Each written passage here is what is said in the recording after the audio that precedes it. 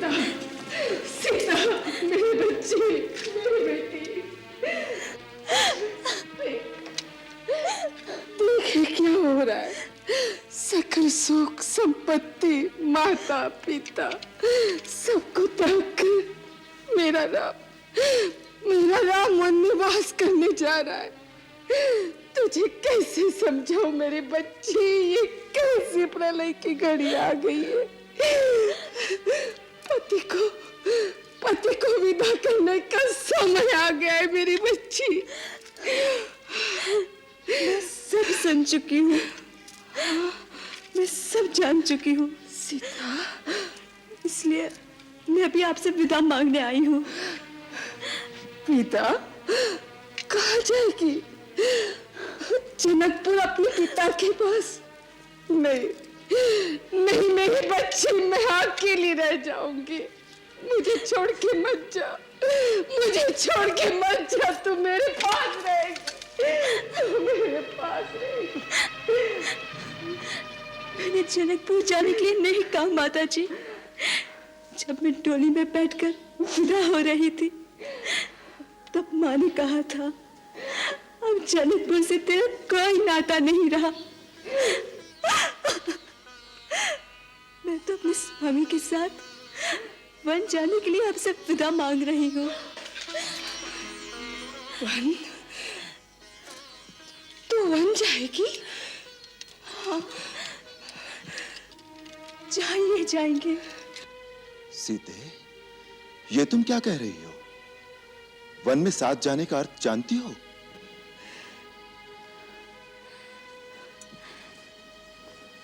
मेरे लिए आपका साथ ही सब कुछ है, फिर अर्थ और अनर्थ जाने की मुझे क्या आवश्यकता? तुम्हें अनुमान नहीं है सीते। मुलायम मखमल के नीचे जो पैर कभी नहीं पड़े, वो दुर्गम वन के कांटे कंकर से भरे रास्ते पर कैसे चल सकेंगे? विषैले नाग, हिंसक बाघ, भयानक राक्षसों से भरे भीषण वन में तुम कैसे रह सकोगी? जैसे सीता के नाथ रहेंगे, मेरे प्रभु साथ होंगे, तो मेरी और आंख उठाने का साहस कौन कर सकता है? उन दुस्सह दुखों को तुमने कभी देखा नहीं है सीते। दुख आपके चरणों की सेवा से दूर रहने से बड़ा और कोई दुख मेरे लिए नहीं है नाथ। जैसे बिना जीव के देह, बिना जल की मछली, इसी प्रकार बिना रघुवीर के ये जानकी एक पल जी नहीं सकती। भावना के आवेग में आगा पीछा नहीं सोच रही। वो जीवन बहुत दुखदाई है, बाद में पछताओगे। दुखदाई तो आपका वियोग है प्रभु। मेरे लिए तो सुख और दुख का अर्थ बस इतना ही है, जहां आप हैं वहां मेरे लिए सुख ही सुख है, और जहां आप नहीं वहां स्वर्ग भी मेरे लिए नरक से अधिक दुखदाई है। नाथ, जीवन भर साथ रखने के लिए वचनबद्ध होकर क्या आपका अकेले वन में जाना अधर्म नहीं कहलाएगा? हे आर्य श्रेष्ठ, अपने धर्म के साथ मुझे भी अपने धर्म का पालन करने दीजिए। माता पिता भाई बहन सारे नाते पीछे रह जाते हैं, केवल स्त्री ही स्वामी के भाग्य का अनुसरण करती है। माँ ने समझाइए ना कि मुझे छोड़कर ना जाए। राम, तू मुझे अभी स्त्री का धर्म बता रहा था कि स्त्री का सर्वस्व पति के चरणों में होता है। फिर सीता के लिए वो आदर्श, वो धर्म दूसरा कैसे हो सकता है? मां, वनवास स्त्रियों के लिए नहीं है। नाथ, यदि आप मुझे अपने साथ ले जाना नहीं चाहते तो आपको एक दिन रुकना पड़ जाएगा। क्यों? मेरी चिता को अग्नि कौन देगा? सीते,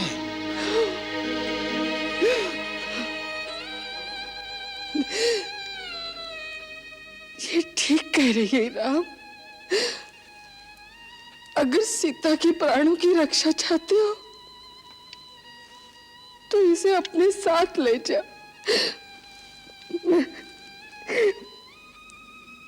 मैं अकेली रह जाऊंगी। ठीक है सीते, चलने की तैयारी करो। ये सीता, मैं महारानी मंदोदरी की ओर से तुम्हें ये वस्त्र भेंट करने आई हूँ। इन्हें धारण करो। उन्होंने ये भी कहा है कि एक स्त्री होने के नाते उन्हें अपना मित्र समझो और जिस वस्तु की भी आवश्यकता हो निसंकोच कह भेजो। वो हर प्रकार से आपका आतिथ्य करेंगी। इस आतिथ्य के लिए महारानी मंदोदरी को मेरा धन्यवाद कहना, परंतु ये वस्त्र वापस ले जाओ। मुझे इसकी आवश्यकता नहीं है। आवश्यकता तो होगी, आपके पुराने वस्त्र मलिन हो चुके हैं। नहीं, ये माता अनुसुया के दिए हुए दिव्य वस्त्र हैं। ये कभी मलिन नहीं होते, और यदि हो भी जाए तो भी मेरे पति तपस्वी भेष में रहते हैं और मेरा इन राजसी वस्त्र को धारण करना स्त्री धर्म के अनुकूल नहीं। धन्य है आप। मेरी ओर से इतनी बात और अपनी महारानी से कहना कि मुझे उनके अनिष्ट की कामना नहीं, इसलिए उनके हित में यही है कि वे अपने पति को समझा बुझाकर किसी प्रकार मुझे अपने स्वामी के पास भेज दे। संभव है कि दयालु रघुवर उन्हें क्षमा भी कर दे, अन्यथा मेरे वीर पति और देवर के पैने बाणों से लंका का सर्वनाश निश्चित है।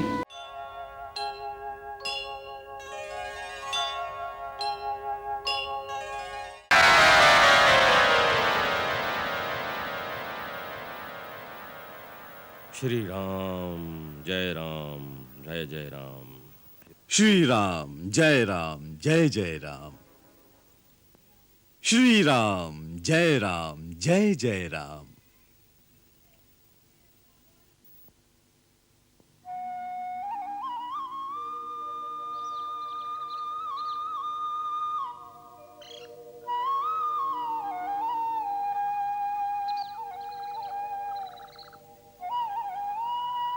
जय राम जी की। जय श्री राम। आप, हे देव, आप कौन हैं? लंका में श्री राम की जय बोलने का साहस करने वाले आप कौन हैं? और इस महल में कैसे आए? आकाश मार्ग से जा रहा था। इस आंगन में तुलसी का चौरा देखकर, प्राचीर में शंख तथा चक्र का चिन्ह देखकर समझ गया कि यह किसी नारायण भक्त का घर है। इसी कौतूहलवश आपके दर्शनों के लिए रुक गया। और अब रहा श्री राम की जयकार का प्रश्न। सो भगवान, यही प्रश्न मैं आपसे पूछना चाहता हूं। मैं तो बाहर से आया हूं, कुछ भी कह सकता हूं, परंतु आप तो लंका के निवासी होकर भी श्री राम की जय बोलने का साहस कर सकते हैं। ऐसे साहसी वीर आप कौन हैं? क्या आप राक्षस कुल के नहीं हैं? मैं राक्षस कुल का ही हूं, परंतु श्री राम का भक्त हूं। क्या राक्षस जाति को श्री राम प्रभु की भक्ति का अधिकार नहीं है? उनकी भक्ति का अधिकार तो प्राणी मात्र को है। प्रभु अपने भक्तों में ऊंच नीच जाति पाति का भेद नहीं रखते। उनके निकट तो देव, दानव, मानव, यहां तक कि पशु पक्षियों में भी कोई भेद नहीं है। उनकी भक्ति सबके लिए सुलभ है। मुझे तो केवल इतना ही कौतूहल है कि राक्षस जाति में ऐसा कौन सा वीर है जो श्री राम प्रभु का भक्त है और लंका में रहने का साहस रखता है। इसीलिए आपका परिचय जानना चाहता हूं। मैं महर्षि विश्रवा का पुत्र और महाराज रावण का छोटा भाई विभीषण हूं। जहां तक लंका में रहने का प्रश्न है, तो हे महात्मा, मैं उसी प्रकार यहां रहता हूं जैसे दांतों के बीच जिह्वा रहती है। किंतु इस दुखदाई अवस्था में भी एक ही आशा है कि एक दिन मुझे श्री राम के दर्शन होंगे और वो मेरा उद्धार करेंगे। बड़े विस्मय की बात है, आपने अभी तक प्रभु श्री राम को देखा नहीं और उनकी भक्ति कर रहे हैं। ये कैसा रहस्य है? ब्राह्मण देवता, हम तीनों भाइयों ने एक साथ कठोर तपस्या करके ब्रह्मा जी को प्रसन्न किया था। जब ब्रह्मा जी ने वरदान मांगने को कहा, तो बड़े भाइयों ने शक्तियां मांगी। और मैंने केवल श्री नारायण की अनन्य भक्ति और उनके दर्शनों का वर मांगा। तब ब्रह्मा जी ने कहा कि जब श्री नारायण राम रूप में अवतार लेकर लंका आएंगे तब तुम्हें उनके दर्शन होंगे। तब से मैं उनकी प्रतीक्षा में राम नाम का जाप कर रहा हूं। धन्य है आप और धन्य है आपकी भक्ति। अब आप अपना परिचय दीजिए कि आप कौन हैं? आपने अभी कहा कि आप बाहर से आए हैं। आप कोई हरिभक्त हैं, कोई देवता हैं, अथवा स्वयं श्री राम हैं जो मुझे अपने दिव्य दर्शन देने यहां आए हैं। राम राम राम, आपने मुझे कहां पहुंचा दिया राजन।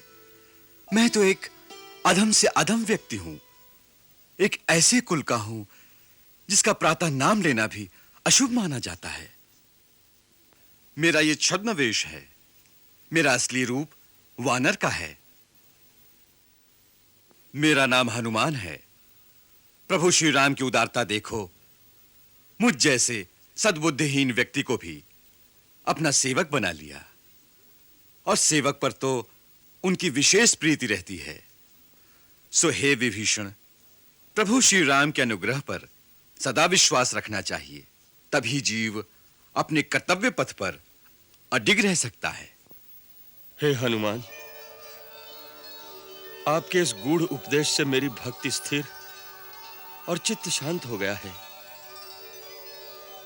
अब मुझे विश्वास हो गया है कि मुझे अनाथ जानकर एक दिन प्रभु मुझ पर अवश्य कृपा करेंगे। इस उपकार के लिए मैं आपको शत शत प्रणाम करता हूं। उठिए राजन। सेवक को शीश नहीं नवाता। दोनों को अपने स्वामी के ही कार्य में रत रहना चाहिए। अब मेरे आने का प्रयोजन सुनिए। रावण सीता माता को छल से हर लाया है। श्री राम प्रभु की आज्ञा से मैं उनकी खोज में आया हूं। रावण के महलों में चारों ओर ढूंढ चुका हूं, परंतु माता का कहीं पता नहीं चला। यदि आपको उनका कुछ पता हो तो मुझे बताने की कृपा करें। कपिश्रेष्ठ, यह आपने कैसे जान लिया कि माता सीता रावण के राजमहल में आराम से सो रही होंगी? वो देवी तो अशोक वाटिका में अपने पतिव्रत धर्म की रक्षा करती हुई एक वृक्ष के नीचे एक तपस्विनी की भांति रहती है। चारों ओर से भयानक राक्षसियां उन्हें घेरे रहती हैं। अशोक वाटिका के बाहर बड़े-बड़े महाभट राक्षस पहरा देते रहते हैं। इसलिए अंदर जाने से पहले आपको उनसे युद्ध करना पड़ेगा। उसके लिए बहुत शक्ति की आवश्यकता होगी, और आप तो अकेले हैं। मैं अकेला भी उनके लिए बहुत हूं, परंतु मेरे विचार में यह उचित नहीं होगा। मैं माता से मिलने से पहले किसी प्रकार का कोई लड़ाई झगड़ा करना नहीं चाहता। नहीं तो यह पता लगने पर कि राम का कोई दूत सीता माता से मिलने आया है, वो लोग उन्हें कहीं और छुपा देंगे। फिर कुछ नहीं, मैं अपना रूप अति लघु कर लूंगा और रात के अंधेरे में चुपचाप माता के आसपास पहुंच जाऊंगा। एक बार उन तक प्रभु का संदेश पहुंचाकर उन्हें कुछ सांत्वना दे लूं, फिर मैं अपने दूसरे रूपों में रावण के योद्धाओं की शक्ति का भी परिचय पाने की कोशिश करूंगा। अच्छा, अब मुझे आज्ञा दीजिए। सूर्य भगवान उदय हो रहे हैं। अब सारा दिन कहीं छुपकर बिताऊंगा और रात्रि के अंधेरे में अशोक वाटिका पहुंच जाऊंगा। जाइए भक्तराज, श्री राम आपकी रक्षा करें। जय श्री राम। जय श्री राम।